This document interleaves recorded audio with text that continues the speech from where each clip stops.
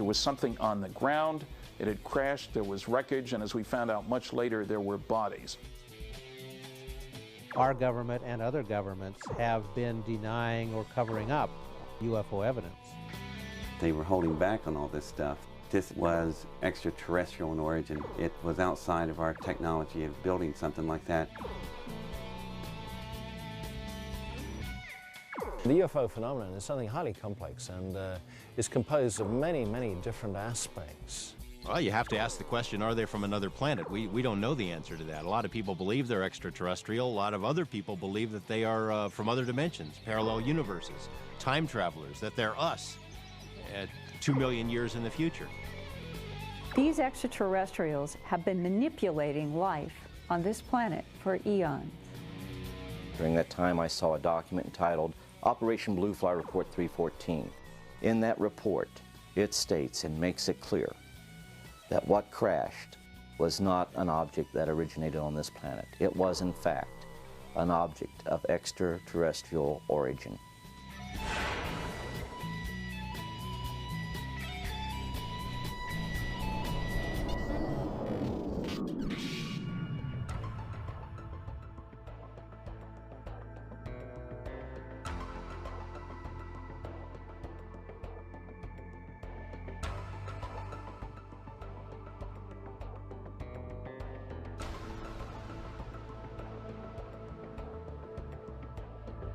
One of the most intriguing and one of the most enduring stories of unexplained encounters is the one universally referred to as the Roswell incident.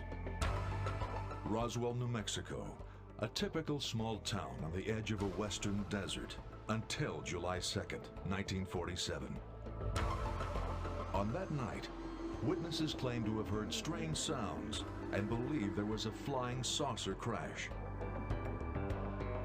The military took control of the area immediately, but at a press conference, they insisted it was just a weather balloon.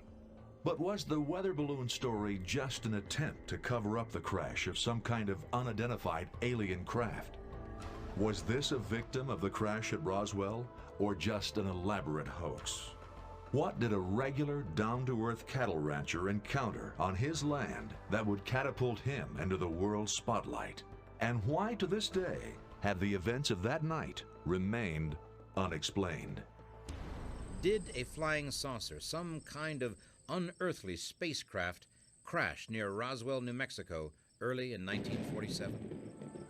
For over 50 years, investigators have been unable to even come close to agreement on what really took place there. Has the U.S. government recovered it and kept it hidden all these years? And what of the occupants, if any? What happened to them? Does the American government really know what fell from the sky that night? And if they do, will they admit it? And why, after more than 50 years, do UFO researchers still insist it's crucial that we learn the truth? Roswell, as a mythic story, started in the mid-1970s. It didn't actually happen in the 1940s. Roswell doesn't fit the standard flying disc reports because there was something on the ground, it had crashed, there was wreckage, and as we found out much later, there were bodies. The advocates and the opponents both have ignored almost all the relevant data which is obtained by talking to the right witnesses, looking up the records in the newspapers, following the story around the country. It was a major event in man's history. Kevin Randall has devoted years of his life in an attempt to discover the truth and has written several exhaustive studies on the events at Roswell. As an enduring mystery should, it all began on a dark and stormy night in the summer of 1947. The story that's been told is that Mac Brazel was alone at the ranch in early July 1947 during a thunderstorm, heard a clap of thunder that sounded much louder, different than the normal claps of thunder. Didn't think too much of it that night. The next day he was out on the range looking to see which fields had gotten the rain the night before because he was going to move the livestock, and as he explored the fields he came to an area that was filled with metallic debris. Captain Randall and many others have said that the pieces of debris that Mac Brazel discovered were like nothing else on Earth. Mac Brazel then decided to bring the matter to the attention of the authorities. So he left the ranch and drove the few miles into the nearest town, Roswell, New Mexico. The sheriff of Roswell at the time was George Wilcox. His granddaughter, Barbara Duggar, recalls the story. In the 40s, there was a spacecraft, a flying saucer is what Big Mom called it, crashed outside of Roswell. My grandmother stated that my grandfather went out there to the site. And when he got out there, there was a big burned area when they first approached the area. And then they saw debris. He saw debris. I don't know if he was alone. She was not with him. He went by himself.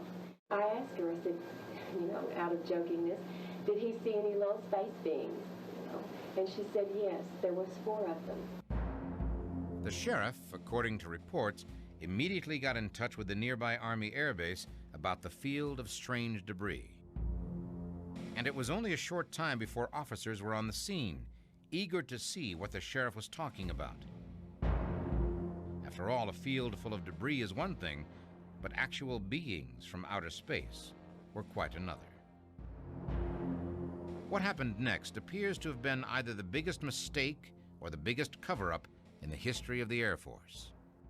Major Jesse A. Marcel, the air intelligence officer of the 509th Bomb Group, was told by Colonel Blanchard to go out and take a look at the scene himself.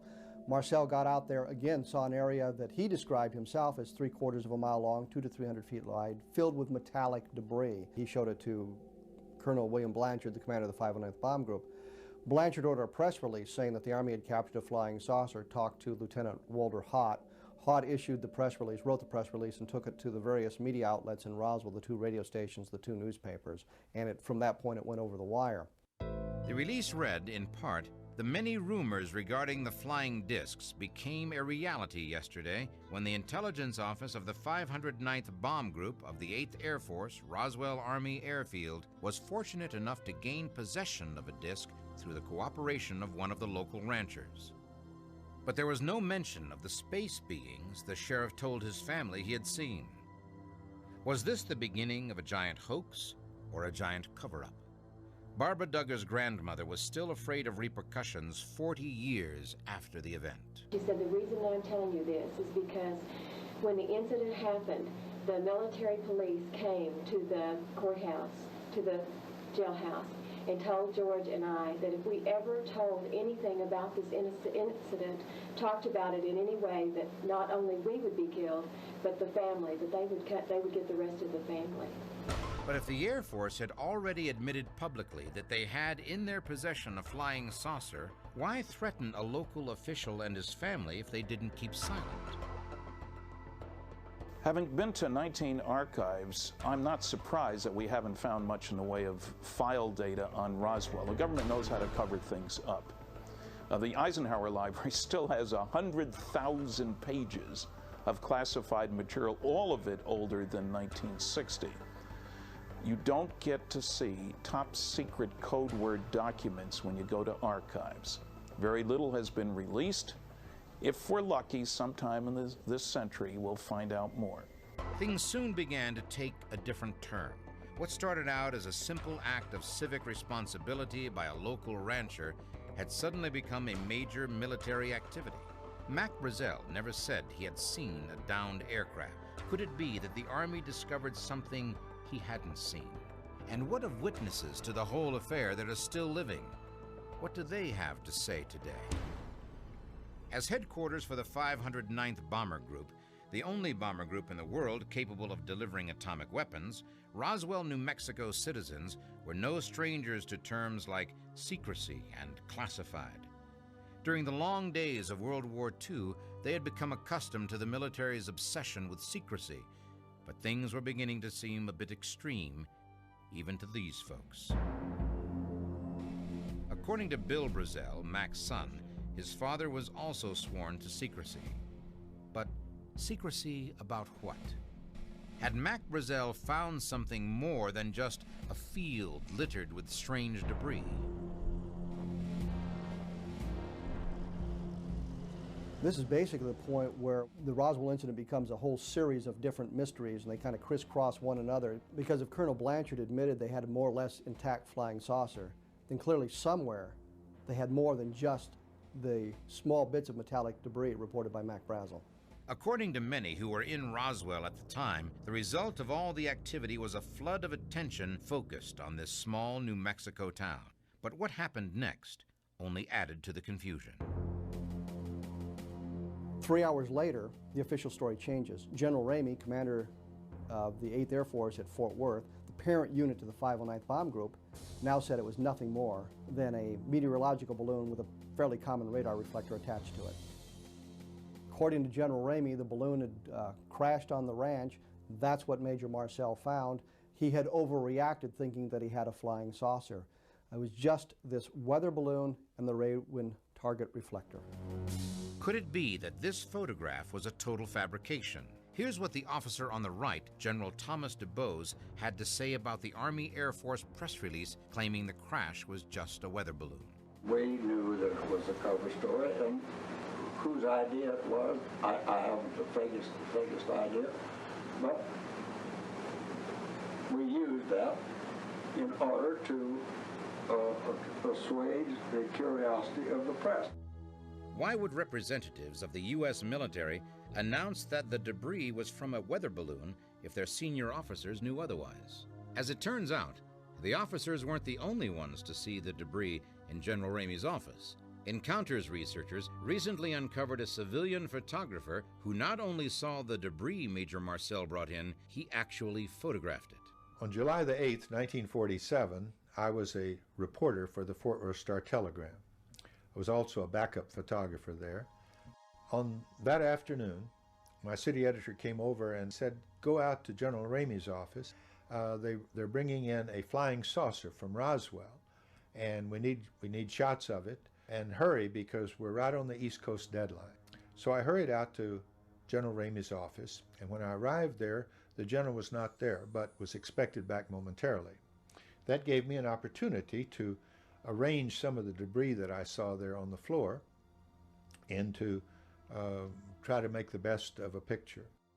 I remember that it was a pretty smelly, burned odor, and it was not very photogenic at all. So in my frustration, I was trying to pose something that would make sense, and about that time the general came back in. He came immediately over and bent over and started to examine the material. And as we look at the photographs now, we see several packages of unopened material, so it had not all been laid out at that time. When the general started to examine it, I asked him, what is this, General? He shrugged his shoulders, said, damned if I know, and went ahead very intently and looking at the material. While I was taking his picture, he had a piece of paper in his hand that he kept shuffling about, and in the different pictures, he was moving this paper around his hand. And finally, in the last picture, he was actually reading the message that he had in his hand. From that moment, from the time I left, I was the only person there, only civilian there, the only photographer or media person there. And but from that moment on, that material has not been seen by anyone, and it's been locked up somewhere ever since. Why do I think that the scene changed drastically and the attitude changed? I think it was the message that the general was given just as he walked into that room that changed the whole picture at that moment. After 2 years of study, the Roswell Photo Interpretation Team, called RIPIT, has come up with some interesting observations based on the Ramey message.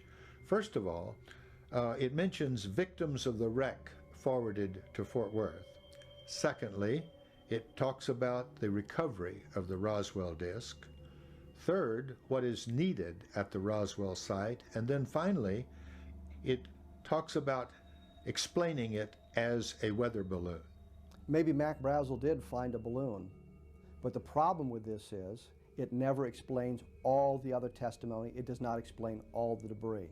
The Roswell event and everything about it is incredibly complex, and without the kind of detailed and painstaking analysis that I've done over the past 8 years, it's virtually impossible to understand. But after all this research, I am firmly convinced that the Roswell mystery, so-called, has been solved, and it had nothing whatever to do with the crash of an extraterrestrial spacecraft or its recovery by the military. Was the mystery at long last solved? Well, not quite yet. Another book, The Day After Roswell, was published in 1997. Its author, Colonel Philip Corso, takes a completely different view. Corso worked in the Pentagon for Army intelligence for a number of years and was National Security Advisor during the Eisenhower administration. He is the most credible witness to come forward. There's something up there flying around that's beyond our technical capability. We have nothing that can go 3,000-4,000 miles an hour and break the walk that quick on a radar. Jesse Marcel Jr., son of the intelligence officer who first examined the debris field, has come forth with an amazing story having to do with that debris that he remembers from his childhood. Major Marcel brought some of the material home so they could show it to his wife and his son. Then later on he took all of that material back to the Roswell Army Airfield. He picked it up off the mountainside. The thing that set this apart from anything that I had ever seen before or since was the markings on parts of the wreckage. In the I-beam structural members, there was like a writing of sorts. I remember at the time thinking this was like hieroglyphic, but it wasn't really hieroglyphic, but it was more of geometrical forms and symbols. These markings drew attention of a number of Roswell investigators, and an effort was launched with mixed results. One Native American source translated the glyphs to say, "Female warriors are ready and prepared." Another attempt at translation from a Mediterranean source claimed that the characters were a form of ancient Greek. The English translation, according to this source, was freedom. A word fragment is hardly enough to base any conclusions on, but the questions raised by just the idea that they are words boggles the mind. And why or how would an alien culture use the ancient Greek letters in the construction of their craft? Could this mean that there is literally a universal language? Roswell was a focal point in man's history because southeastern New Mexico was where we were testing atomic bombs. We tested one here, the first one, where we were firing German V-2 rockets, where we had our best radar. Any visiting alien would recognize that here was the technology that would take Earthlings into outer space. It was certainly worth looking at. They had an accident. Still, the weather balloon explanation was very nearly the end of what we know today as the Roswell incident, but there were about to be even more startling discoveries. One of the things that keeps the Roswell story alive even today is the story told by this man, Grady Barnett, a civil engineer living in Roswell at the time. Grady Barnett told his friend Vern Maltese what he saw that July afternoon. Mr. Barnett told me that when he was coming back from one of his field trips, he'd run onto a flying saucer that had burst open, and there were 4 beings on the ground. 4 alien beings, as well as an almost intact spacecraft. The number of beings coincides exactly with what Sheriff George Wilcox said he found. Civil engineer Grady Barnett claimed to have seen a crashed flying saucer and the dead occupants of that craft. Could this be the same craft the Army Air Force later claimed to have in its possession? But if Grady Barnett's flying saucer was almost entirely intact, what could account for the massive amount of debris discovered by Mac Brazel? And there was something else. Barnett said all the beings he saw were dead. Sheriff Wilcox told a slightly different story. And Granddaddy said their heads were large, and the little suit that they had on was just, you couldn't, it was just like silk or something. And I asked her, I said, were the little men alive? Were they dead? And she said, I think one of them was alive. Some theorists have suggested that there were 2 flying saucers rather than just one, each carrying a crew of 4. Some UFO researchers believe that this is the only explanation. By all accounts, the debris was all very small. If these were pieces of a craft of some kind, it must have been totally obliterated. Based on first-hand accounts of other people who were involved, it's clear that the solution to the mystery was going to be found miles away from the Brazel Ranch, much closer to Roswell. Since the vessel was made of such super strong material, whatever destroyed it must have been a tremendous force. And what about the material found at the Mac Brazel Ranch?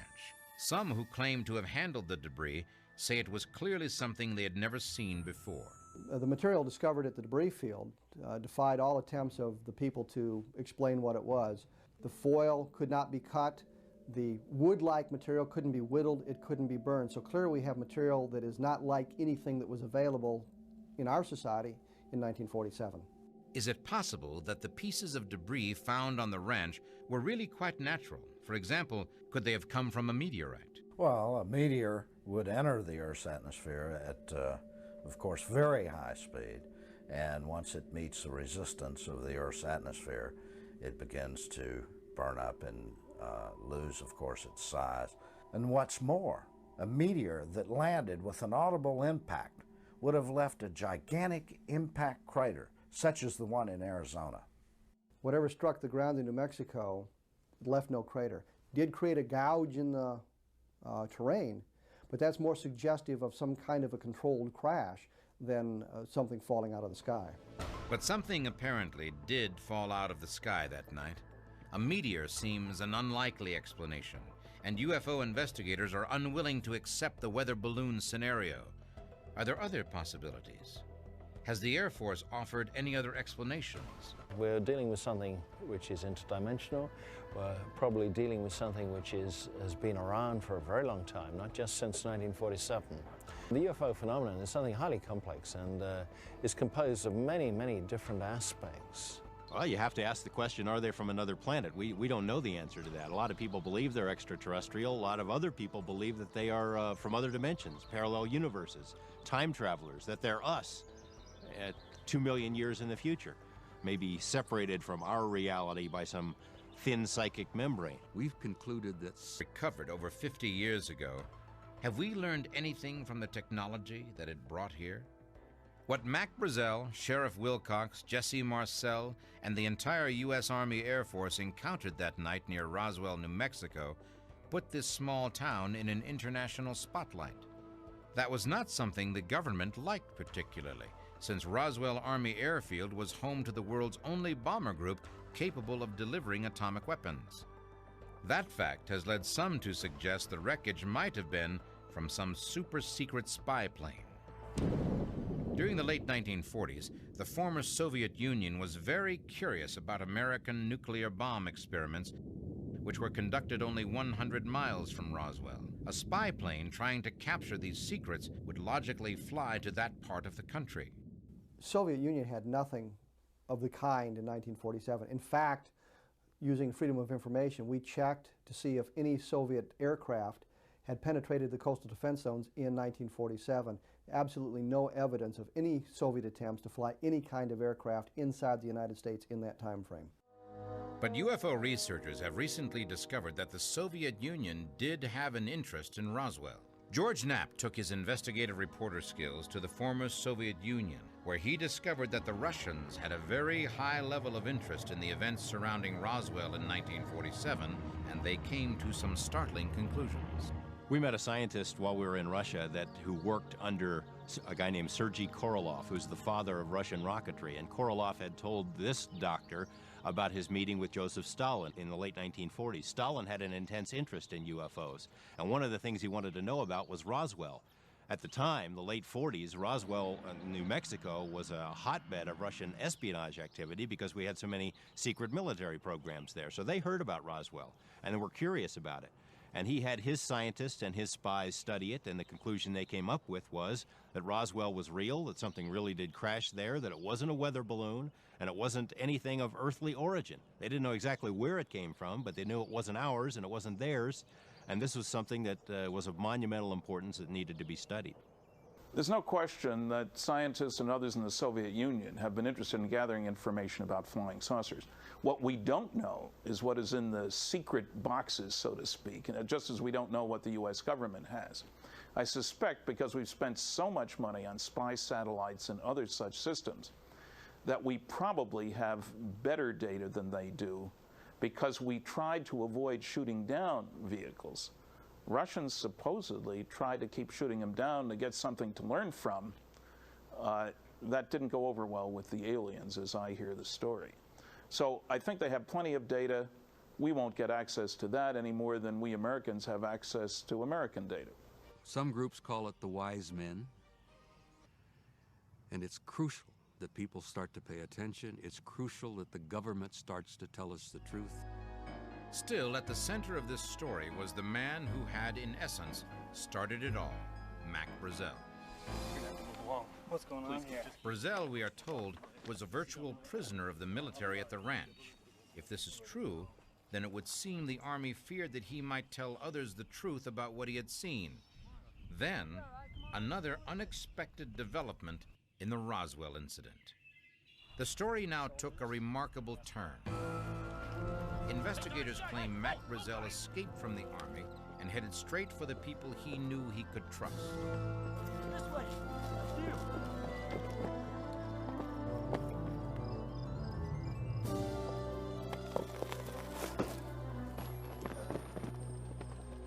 His friends at radio station KGFL in Roswell would later tell how they hid Brazel in one of their houses. We offered him a place to stay that night so he could get away from a lot of people with questions. The plan had been to broadcast an interview with Mac Brazel, but Judd Roberts tells us that he'd gotten a number of phone calls from Washington, D.C. that prevented them from broadcasting the interview. The suggestion was made to us that if we wanted to keep our license, we would not use the interview on the air because that would give us about 24 hours to find something else to do beside the radio business. It was only a weather balloon. Could it really be true that the Army would use coercive tactics to ensure Mac Brazel's silence? If so, silence about what? Once Brazel was in the hands of the military police, he was kept at the guest house on the base under armed guard. Not exactly jail, but close enough. On the evening of July 9th, the military took Mac Brazel to the various media outlets in Roswell, and here he was telling them a story that differed significantly than what he had told them on July 6th. What I found yesterday in my field was a weather balloon. Was a what? What happened to Mac Brazel during the time he was in custody? Why did he change his story? Could it be that Mac Brazel planned to reveal the same story later told by mortician Glenn Dennis? In 1947, Glenn Dennis worked at the Ballard Funeral Home. In small towns, often the hearse doubled as an ambulance, and Glenn Dennis would have an opportunity to drive injured airmen back out to the base. Once he arrived at the hospital and escorted the airmen into the emergency room, he had an opportunity to see some of the metallic debris that had been collected on the debris field in the back of ambulances as he walked by them.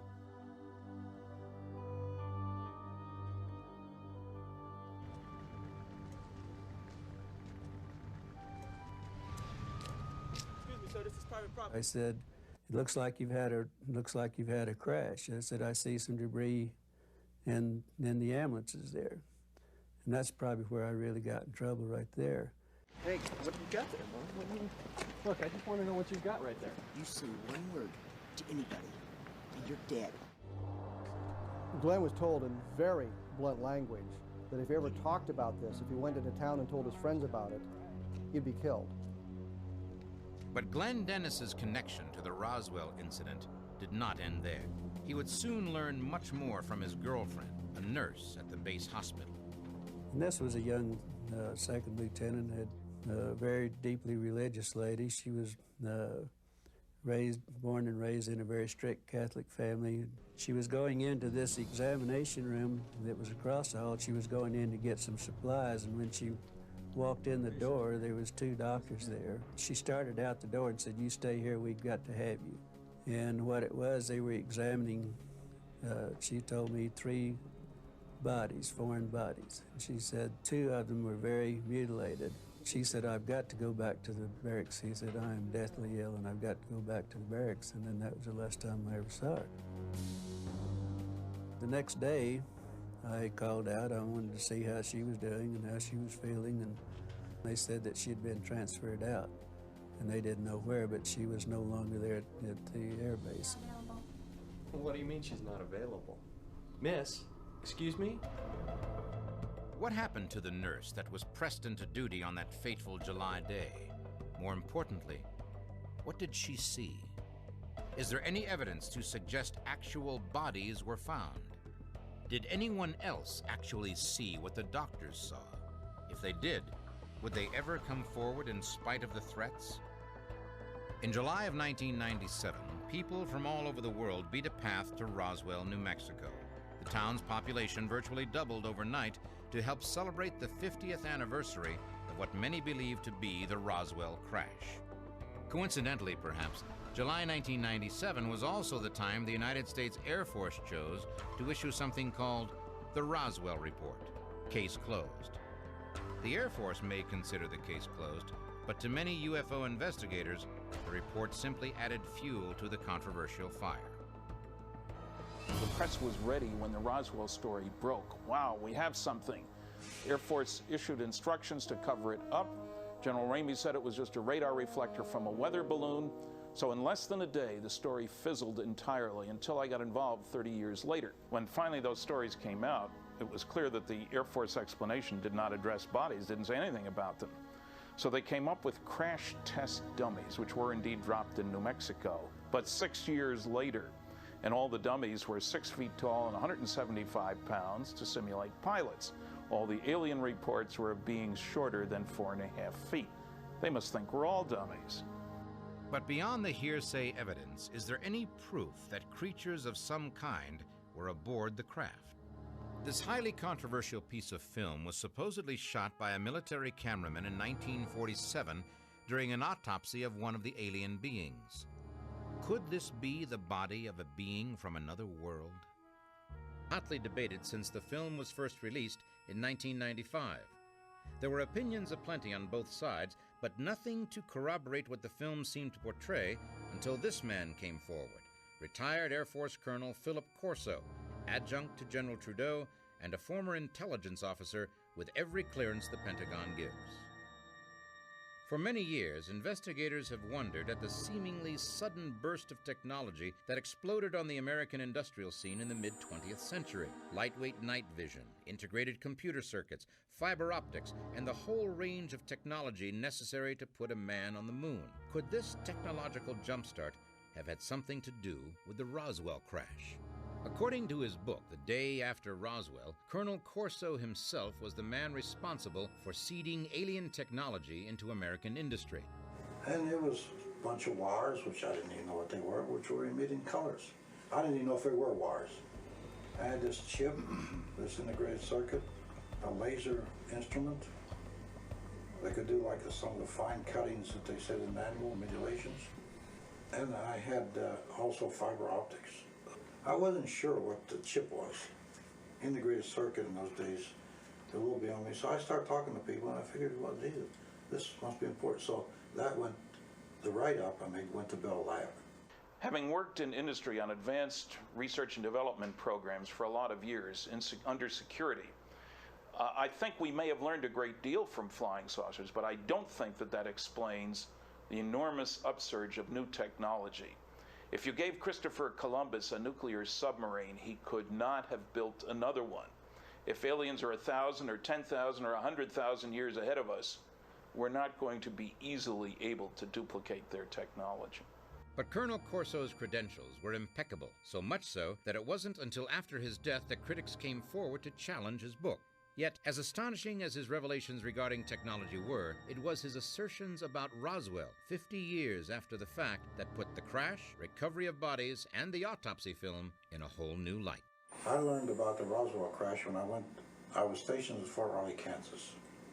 And I was the duty officer that night, and that meant I was in charge of the security of the whole area, including the inspection of the guards, every place where they were. So I went around about 2 or 3 in the morning to the veterinarian area, because we had horses at Fort Riley then. And one of the sergeants that I knew was a sergeant of the guard.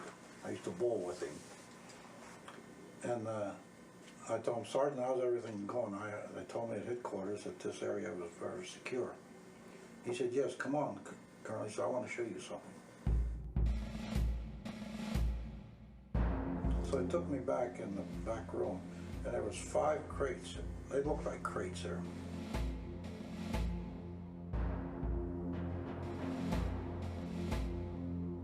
Lifted up at tarpaulin on one, I did, and here's this body there, and it was filling in fluid. And then I took a good look at it, and this lasted about 10 or 15 seconds only. At first I thought it was maybe a child, because it was only about 5 feet. And I figured, what is that? The colonel reported that the sight of the thing gave him the same queasy feeling in the pit of his stomach as seeing men killed in combat, but he was able to describe what he saw in some detail. The chest was small, sort of, and the skin looked sort of grayish color.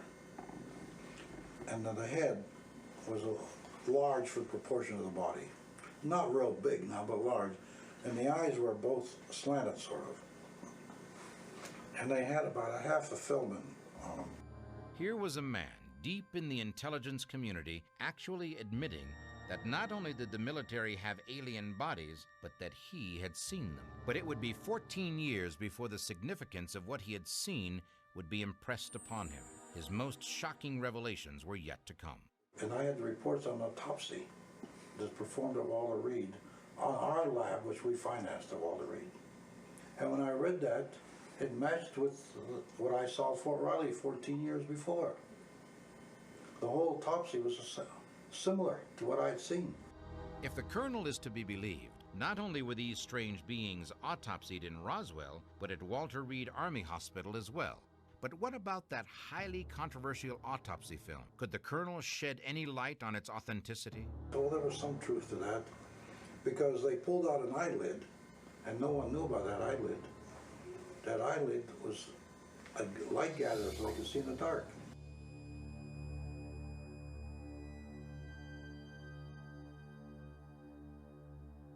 They had it in a sort of a container, and the brain was in there. And it looked like the one that was described in these documents I had. Could it be that Colonel Corso has at last given us the clues we need to confirm what actually happened as a result of the Roswell incident? Regardless of what any of us may believe about Roswell, I don't think that there's any disagreement at all that it's important to document the truth wherever possible. Unfortunately, Colonel Corso's book, The Day After Roswell, does not document the truth. It's a collection of misstatements, lies, and fantasy. And quite simply, it's nothing but a hoax. Nothing about Roswell, it seems, can go unchallenged. But if this is the real solution to the Roswell mystery at last, it unfortunately only raises other equally disturbing questions. If there were two saucers, or only one that broke into pieces, where are all those pieces now? And if the alien pilots really were taken away from the crash site, what became of them? Sappho Henderson was married to an Army Air Force pilot flying out of Roswell at the time who shared his secret with her. And he said, well, I guess now that they're putting in the paper, I can tell you about this. I wanted to tell you for years. He said, I want you to read this article because it's a true story. And I not only know that it's true, but I'm the pilot who flew the wreckage of the UFO to Dayton, Ohio. There was one man, Pappy Henderson, a pilot at the base, a noted pilot, who had told a colleague, a dentist, with whom he shared a great interest in materials, that he had a piece of the wreckage. He showed it to him, took it back, unfortunately. Some other people connected with Pappy saw that piece as well. If one person had a sample of wreckage, others did, and that's what we're looking for today. Was undeniable proof of extraterrestrial life carefully transported to Dayton, Ohio? Is the incident at Roswell really a closed case, as the Air Force suggests? Has all the controversy and investigation produced any conclusions at all? So we came to the conclusion these creatures, whatever they are made to travel in space. And then gradually, through what the work we did, we found out that this integrated with the flying saucer, and really, because most of the failures in making flying saucers were the guidance system. That this creature was also the guidance system, was part of the engine. These are supposedly control panels from the alien craft. Are these indentations in the shape of the alien hands the means by which the beings connected to the craft and became part of the engine? We know enough about what happened to realize the government collected everything. They policed the area, they gathered the craft, they gathered the bodies. They picked up everything. Best evidence is that the spacecraft and the bodies were collected in Hangar 84 at the Roswell Army Airfield. and that they were then sent to other bases around the country. We know, based on, again, good testimony, that a preliminary autopsy was held at the base hospital. The nurse that Glenn Dennis knew said that she saw 3 bodies inside the base hospital. So we know 3 of them were at the hospital at one time. What we have are a large number of people, many of whom are unknown to one another, telling the same basic story from different points of view, from Mac Brazel on the debris field to the men such as Major Edwin Easley, who was on the impact site, telling a story that dovetails nicely. If it was a hoax, we would not have the corroborative testimony that has been offered by these people. Could it be that there is finally a chink in the armor of silence that has protected the weather balloon story all these years? 53 years later, and having the benefit of quite a bit of examination, I now believe that the material, the debris that I photographed, and the 6 photographs that I took contain pictures of the real stuff. The authentic debris that was brought from Roswell was not a weather balloon, but was the real debris. There's no question that there's a relationship between the UFO sightings leading up to the crash at Roswell and the crash at Roswell. In the 3 days preceding the crash at Roswell, there were 88 sightings of craft across 24 states, and on July 4th, 1947, the day of the Roswell crash, it's estimated that over 10 million Americans saw flying saucers on that day.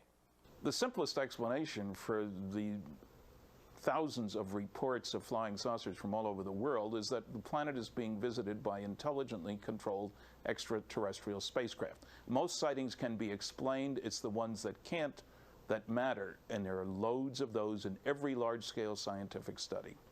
We're told that hundreds of people were connected, either eyewitnesses indirectly or directly, to the Roswell event. Doesn't this make it true? No, it doesn't, actually. First of all, the numbers grow over the decades. More and more people are telling others that they were there when, in fact, if you look into it, they weren't there at all. But the fact is, it doesn't matter how many people say they were there. You have to have more than just eyewitness accounts. You have to have some sort of corroborative evidence, some physical evidence. And until we see that, I'm just going to remain a skeptic. Another group that about 8 feet tall, very pale, no hair at all, that are basically humanoid, but they're massive people. We may be dealing with over a dozen separate groups, maybe even more. We really don't know. There are some variations, but about, I'd say, 85% of the descriptions at Roswell appears to be something that will remain unexplained. Still, the puzzle intrigues us and captivates the imagination in new and startling ways. Even as we speak, the International UFO Museum and Research Center in Roswell is offering up to $1 million for the first scientifically verified piece of debris from the 1947 crash of an alien spacecraft. For those who claim to be eyewitnesses to whatever happened at Roswell, the event of July 1947 can never be forgotten. But until someone collects the $1 million or more evidence comes to the surface, what really happened at Roswell will have to remain an encounter with the unexplained.